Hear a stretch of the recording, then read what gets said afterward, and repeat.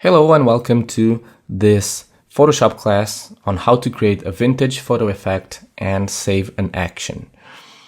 In this class, I'm going to show you how to create a vintage effect like the one you see here and how to experiment with filters and textures and create your own vintage effect.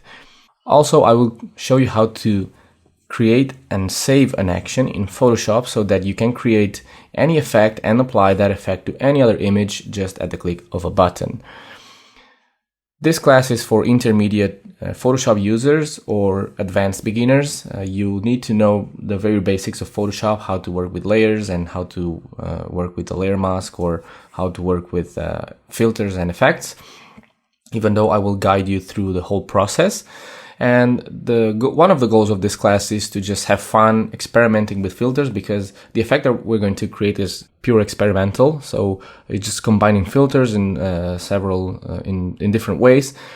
And I really encourage you to just go wild and try different things. I'm just gonna give you the principles of how I use these filters, and from there you can really go ahead and just stack effects and just create multiple layers and with different combinations and create your own effect. And I would really like to see the effects that you get and what kind of textures you're using to create your own effect, and I would like to see what you are able to create based on this class. I'm using Photoshop CC 2019, but you can use pretty much any Photoshop version because the filters that we're going to use are available in previous versions of Photoshop. I would say even on Photoshop CS3, CS4 and above. So I hope you will enjoy it. Open Photoshop and let's get started. So before starting to create the effect itself, let's see what is an action. An action is a series of tasks which you can play back on an automatic way. For example, any tool that you select, any menu that you go, any setting that you set, for example, like the blend mode, duplicating a layer, erasing somewhere, going back on the history, everything can be recorded. And when you click play, you can replay those actions automatically. You can see the actions panel if you go to window and choose actions. And Photoshop comes with a few default actions right over here, and some of them I created myself. And you can see each action when you select it, you can see the steps that that action has. This is a really quick introduction to actions, and the action that we're going to create is pretty simple, but actions can be really complex. So you can make some really advanced effects with this, and really advanced actions require some planifications because they also depend a bit on the Photoshop version that you have.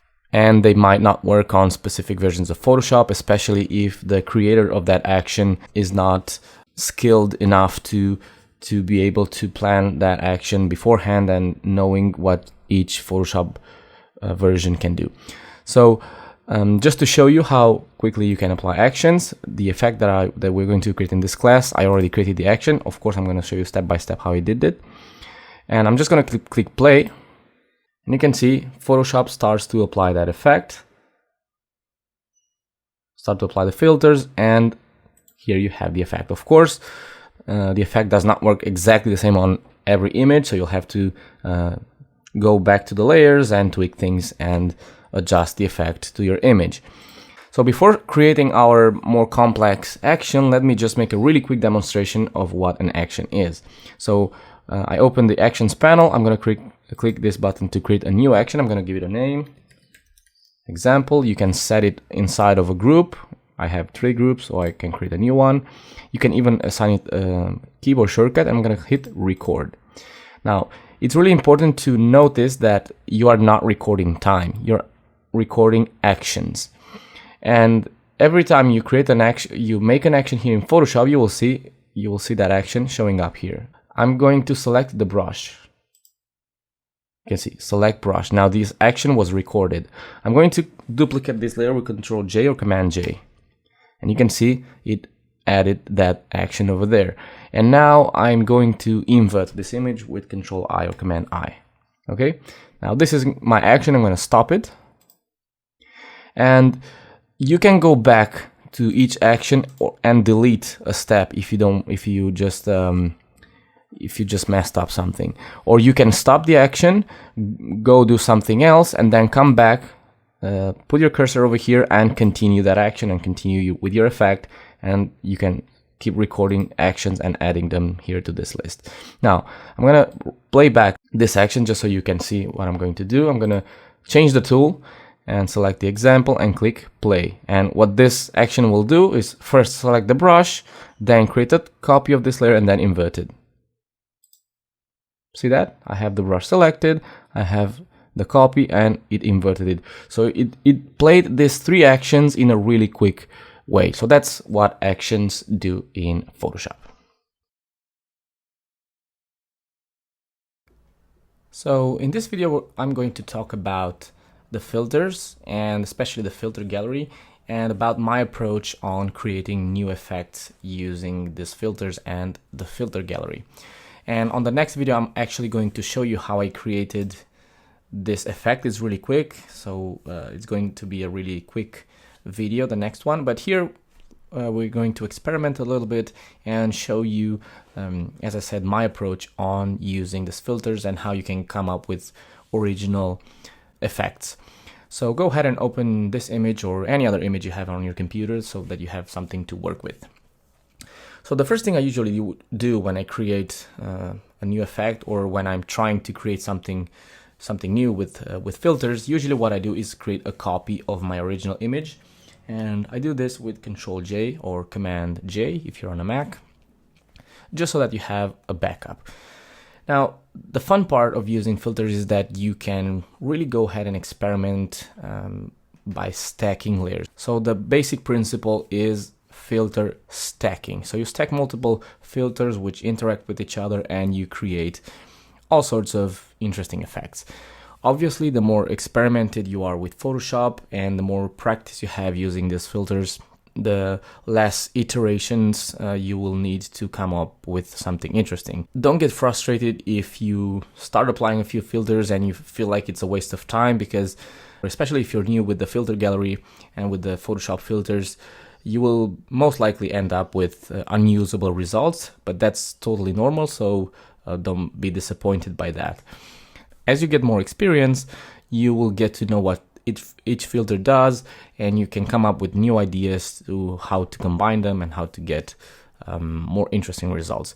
So once you have your copy, you can start thinking a little bit about what kind of effect you want to create.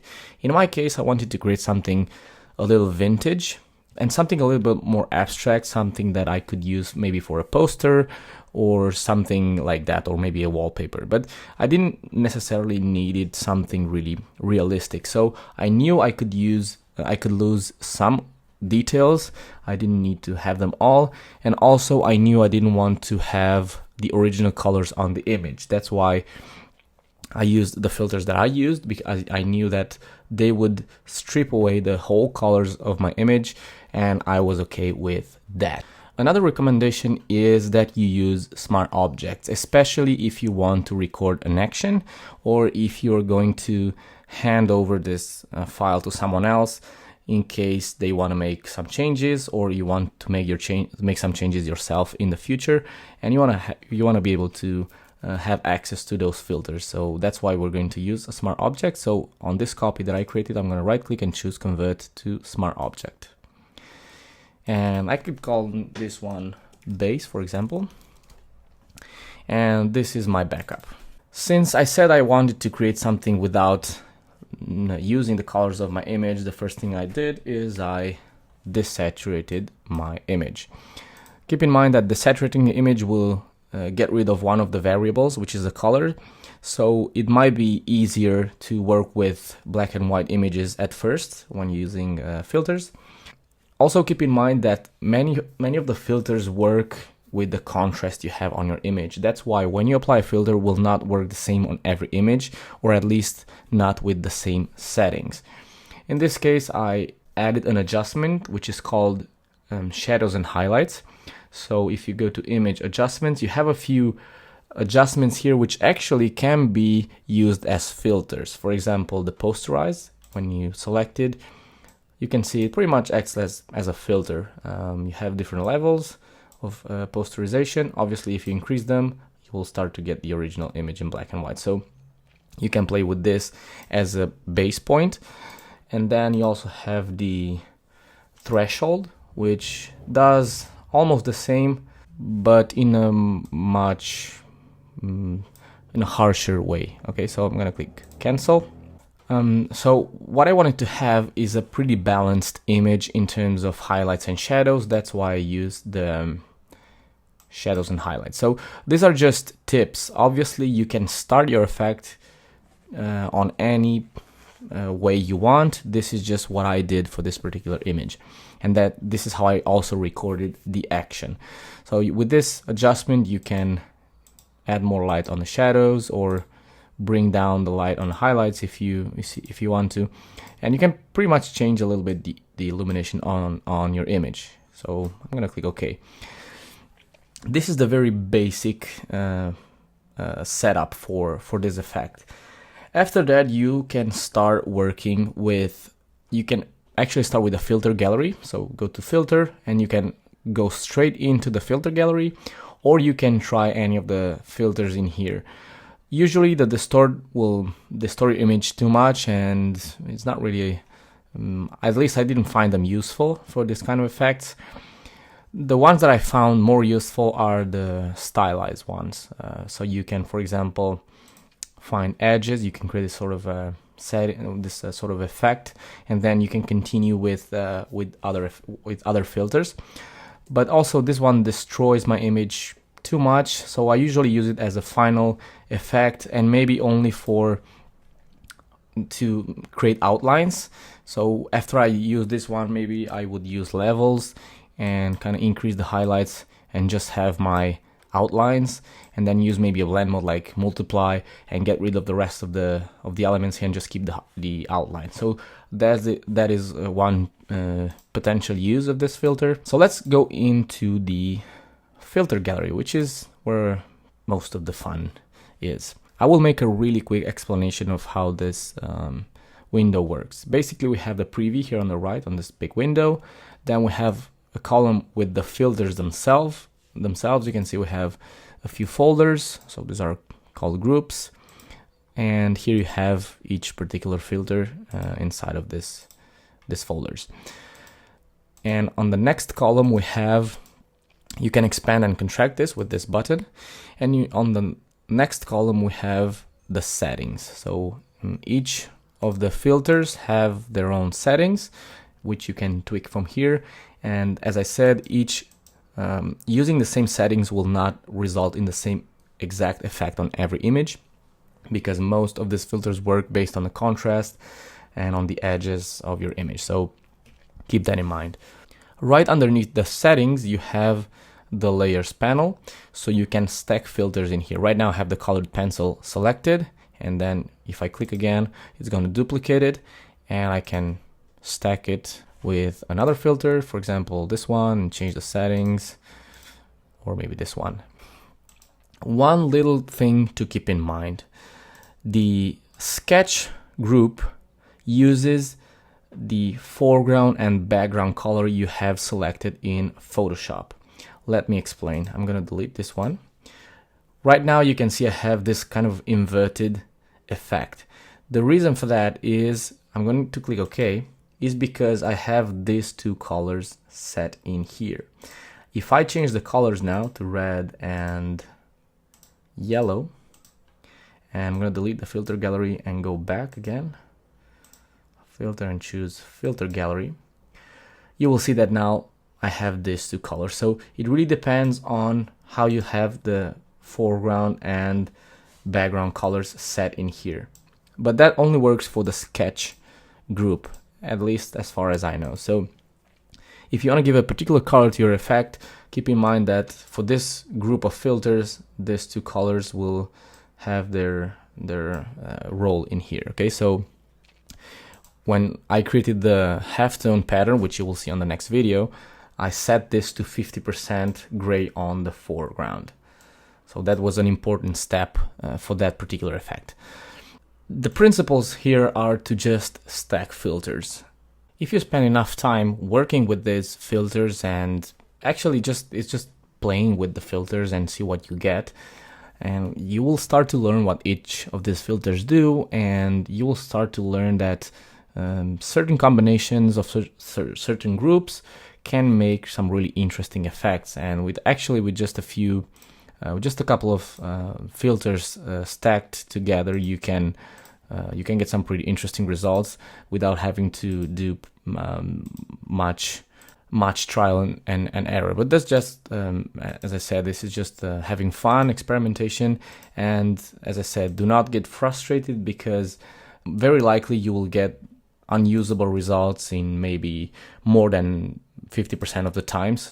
Another good advice is to just use a couple of filters maybe, or just one, and then click OK, duplicate that layer, delete the filter gallery, then apply another filter maybe, or go back into the filter gallery, change the settings, and I don't know, maybe try something like that, and then use the blend mode, like for example soft light, multiply, and see how these filters interact with each other and what you can get.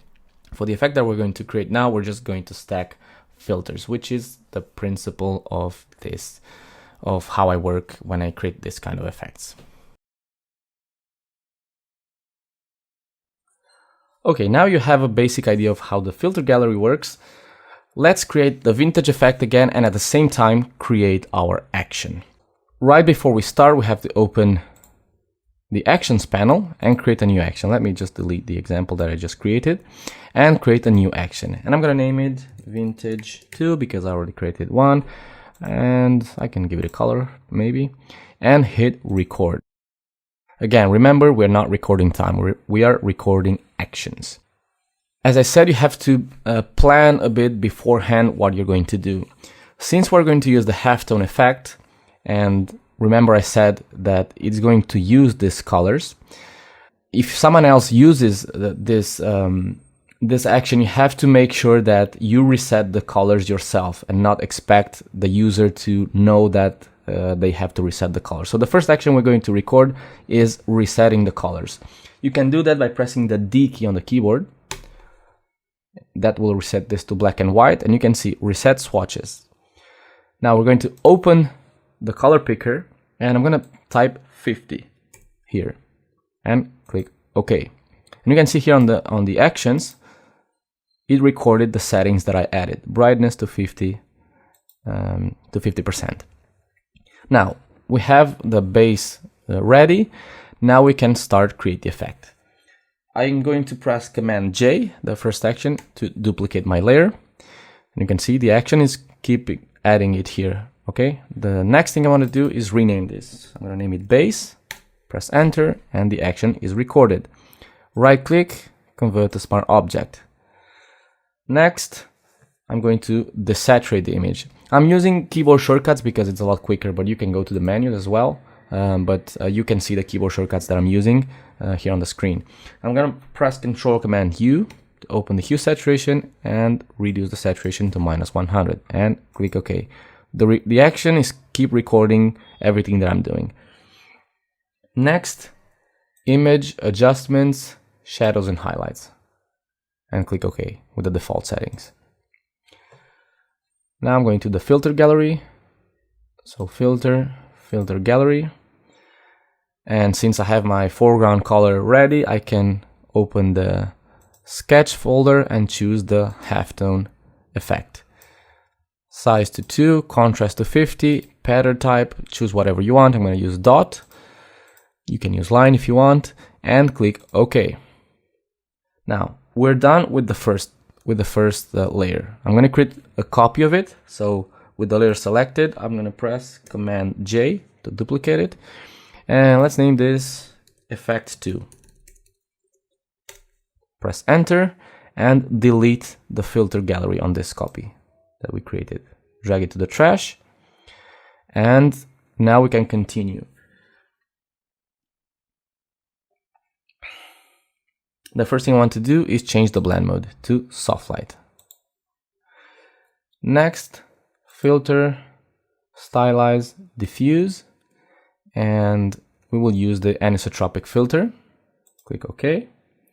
And now we're going to go back into the filter gallery.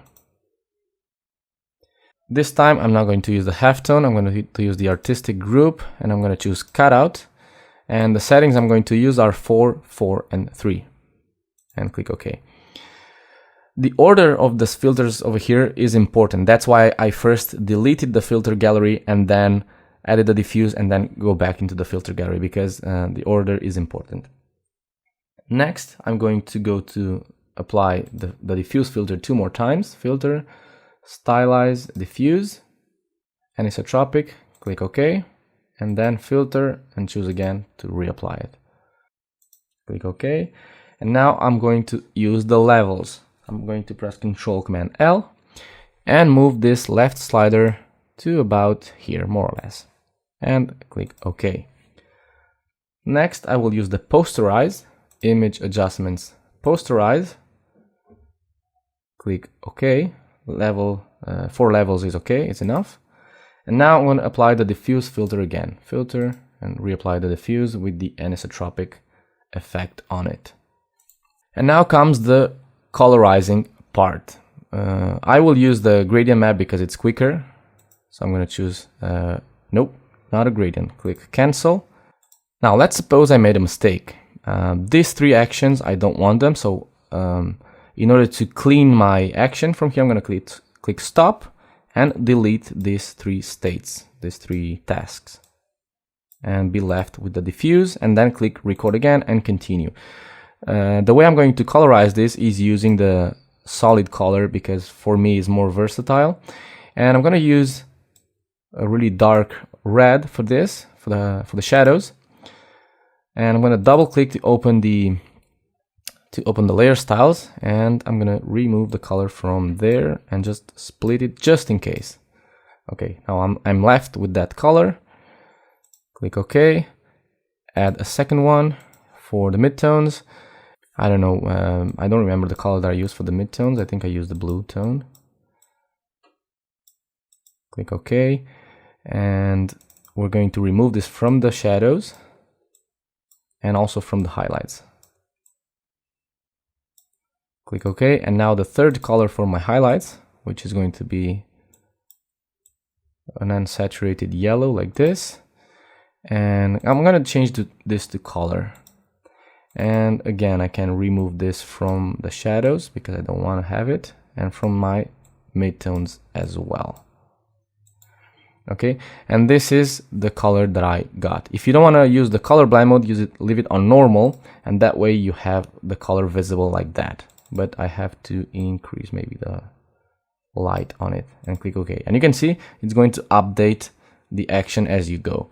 Okay, now this is my action. Now I can stop, or I can keep adding effects here. Okay, so at this point I'm going to stop, and just to try to see if it works, I'm going to select everything, delete, and I'm going to open the action again and replay it, and just to see if it works. I'm going to hit play, and I should be able to get exactly the same result I just created, but this time a lot quicker. So you can see it takes a while to reapply all the filters and everything, but you can see it. I just got the same effect. And of course, now you can modify this, you can apply this to another image and try different colors and different tones, but the action is done. So that's how you can record an action in Photoshop. Now, on the next video, I'm going to show you how to apply this action on a batch of images that you have on a folder. Okay, let's assume I want to apply the effect I just created to multiple images at the same time. You can do that using the batch feature. So I have this folder here with 5 images, and I want to apply that effect to these 5 images automatically. The way you can do that is open Photoshop. You don't have to have anything open over here. Just go to File, choose Automate, and choose Batch. On this window, we have several sections. The first one allows you to choose which action you want to apply. In my case, is Vintage. Okay, so this is the effect that I just created, Vintage 2. and I want to choose the folder where I have my photo. So I'll hit choose, locate the folder where you have your images, and click choose. You can include subfolders. If you have any subfolders with images and you want to include that to this batch action, you can choose include all subfolders. And then here on the right, we have the destination. We can choose to save it to folder or save and close. I'm going to choose a folder. So I'm going to create a new folder here, which I'm going to name Vintage. I'm going to create that and hit choose. So all my images from that folder will be saved to the Vintage folder. One really important thing is to uncheck override save as, because if you activate this, your images will only be saved if on your action you have a save or save as step, which is not our case. So leave this unchecked. Now you can also rename your files. You can leave the default document name and get rid of this, none. And now click OK. This will start opening the images one by one and applying the filter. When one of them is done, we have to save it. You can save it on a PSD format if you want to be able to edit the settings, or you can save it in JPEG. I'm going to save them on JPEG format because it's going to be quicker. And I'm going to choose the size. Click OK. Now it's going to open the second one, and it's going to apply the filter, and it's going to ask me to save the image again. The reason why it's asking me to save the image is because I don't have any save as step on my action. This image will take longer because it's really big. It's 4000 by 6000. So keep that in mind when you batch apply actions. Large images will take longer to process. So keep that in mind. And when it's done, it's going to ask me to save the image again. So let's wait for Photoshop to finish creating the effect on this image. I will save it.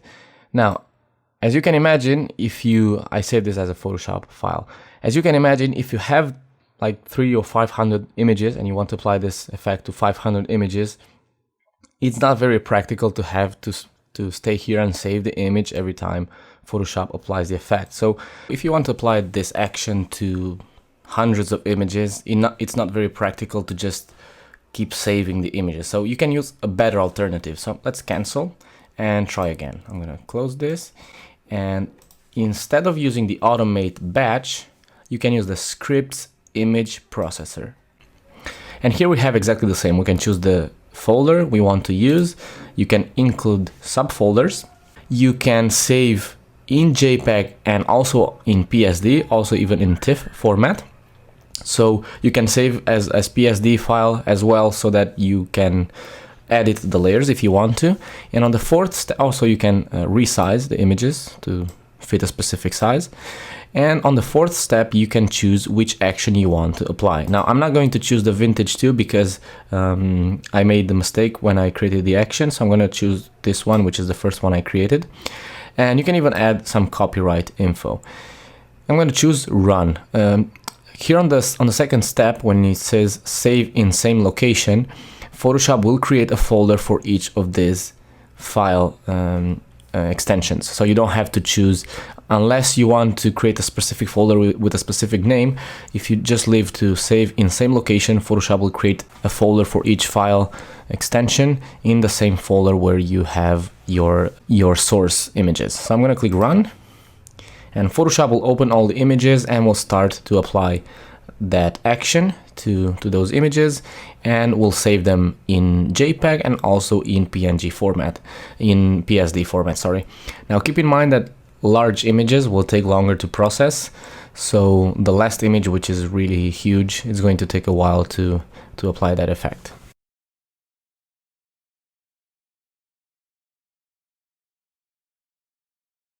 Now the processing is done. Let's go to our batch folder, and indeed you can see the JPEG folder and the PSD folder along with my original images, and this is the folder that I created using the other technique.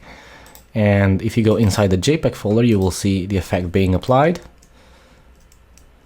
to these images. And if you want to edit the layers, you have all the images also saved in Photoshop version. So if you just double click, you can open the each image and you can tweak the settings. So it's really a good idea. So hopefully you see the potential of using actions in batch to apply to your images. So you can apply watermarks, you can apply logos to your images, or signatures, or whatever you want to add on your images. So that's how you apply an action on a batch of photographs using Photoshop. So now that you know how to create the action and how to apply it, I want to show you how you can customize the end result and change colors and textures and make some variation of that effect. It's really important to keep in mind that you should apply the action to images that have roughly the same size as the image you used when you created the action, because the size of the image will affect the details and the effect that the filters have on the image. So keep that in mind. I have this image over here. You can open any image you want. I'll include the link on the description so you can download this one if you want. And let's open the actions panel. I'm also going to include a link so you can download this action if you want to use the one that I created, and you can import it by clicking this button over here, this icon, this menu, and choose load actions and load the file. I will hit play and let's see the effect that it has on our image. So you can see we got the same halftone effect with some variations because this image is a little smaller, so these dots look a little too big maybe for some view maybe, and also the balance of highlights and shadows is a little different than on the other image, but we have roughly the same feel and same look on the image, which is okay. Now if you want to customize this, because we used smart objects, all the filters are editable, which means you can go into any of them. For example, let's go into the base filter gallery. Double click here, we'll open the filter gallery, and I could change the look of this. For example, I could change this to line, and I'll drop the size to just 1 because I think it's going to look better. This image is going to keep more detail, and I will click OK. So this is one thing you can do. You can re-edit all of these filters, or for example, you can recolorize this. But before doing that, let me just show you another cool trick. I just deleted the color layers because I will use another coloring technique for the second for this customization. But first I want to create a new empty layer on top, and I will press Shift Option Command E with this layer selected. That will create a snapshot and it will put it right here on top of inside of that layer. Or if you're using Windows, you can press Shift Alt Control E. Now with this layer created, I will go to filter and I'm going to go back into the filter gallery. And before you do that, make sure to reset your colors to have the foreground color here set to black. You can use the halftone pattern again, but this time if you do not use 50 on the contrast, otherwise it's not going to look really that nice. Instead, I want to have some texture over here. Size 1 is okay. If I put it to 2, I think it's going to be too big, so I'm going to just leave it to 1. And I could sharpen this by creating a new layer, and I'm going to the I will go to the artistic folder and choose the paint daubs, and from here I will choose a brush size of 1 and the sharpness of about 2. I think it's enough, and hit OK. And you can see now I changed the texture. It's kind of starting to look like a like a bitmap image or something like that, but this is just a really quick way of changing the texture on the image. And to recolorize it, instead of using those 3 layers, I will use a gradient map, for example, and I will use a 2-color gradient, but I will change the colors because I don't like this one. For the highlights, I liked that yellow, but for the shadows I will use a brown tone. Actually, I have to invert this, so I will click OK and hit reverse. And actually we could use 3 colors, I think. Let's leave the brown in here in the middle. Maybe something a little more towards red. And let's see if the blue tone works well for the shadows. oh yeah, roughly the same colors as I had before. And this one maybe not that saturated and a little darker, like so. And now, if you want to tweak the tones, you can use a hue saturation on top of everything, and then just change the hue, and you can change the tones to create your own color look. And that's all. That's how you can quickly customize your effect by editing the filters or adding new ones on top of the final result. So this is the end of this class. I hope you enjoyed it. I would really like to see what you can create using these techniques, what textures and what kind of I would really like to see what you are able to create using this technique, what kind of textures and colors you can create using this experimentation technique. So just post them here on the class so that others can get inspiration. That's all for this class. I hope you enjoyed it, and I hope to see you on my next video.